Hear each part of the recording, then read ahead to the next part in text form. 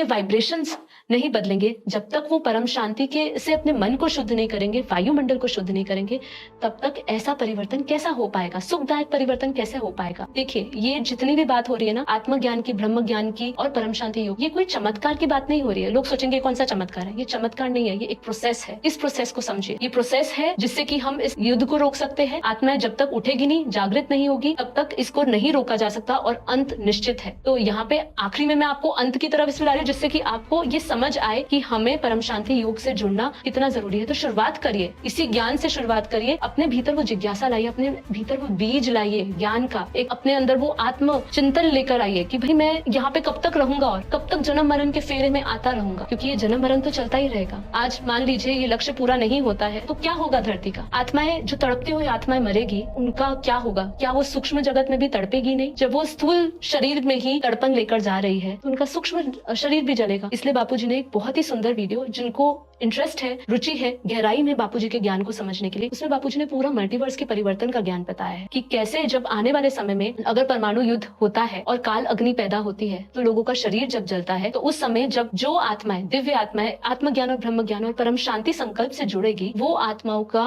उनको परम प्रकाश मिलेगा, उनको परम धाम की शक्ति मिलेगी, उनको परमात्मा की शक्ति मिलेगी, जो उनके आसपास एक ऐसा दिव्य ऑरा बनाएगी जिससे कि वो आत्माओं को जलन कम होगी। हमें विज्ञान समझना है, क्योंकि ये जो परम शांति योग है और जो बापूजी का ज्ञान है, परम ज्ञान है, वो प्योर वैज्ञानिक तौर से आपको समझना पड़ेगा। जब आप इसको समझोगे तो आपको रियलाइजेशन होगा कि हाँ ये सत्य है, क्योंकि आपके अंदर ये सारी स्मृतियां पड़ी हुई है। ये स्मृतियां आपके अंदर जैसी जागेगी आपको पता चलेगा हाँ ये सत्य कह रहे हैं, इसमें सच्चाई है। और यही हमारा यही सत्य ज्ञान है, यही स्पिरिचुअल लॉ कहता है कि देखिए धरती तो ऐसे नहीं चल सकती है, मृत्यु लोक तो रह ही नहीं सकता है, भगवान अमर लोक बनाने आता है, वो आपको परम धाम लेकर जाने आता है। तो इसलिए ये पूरा स्पिरिचुअल नॉलेज जो है वो पूरा वैज्ञानिक तौर से सिद्ध होती है। तो ऐसे ही जब परिवर्तन होगा तो हमारा धीरे धीरे ये स्थूल शरीर, जो हम कह रहे बाहर से जो अग्नि आएगी, जो हमें अग्नि जलाएगी, शरीर को जलाएगी, साथ ही साथ ऊपर से परम अग्नि उतारी जाएगी और परम अग्नि से धीरे धीरे परम आकाश दिया जाएगा, परम प्रकाश दिया जाएगा, वही दिव्य आत्माओं को जो जागृत है, और वो आत्माओं को परम धाम लेकर जाया जाएगा।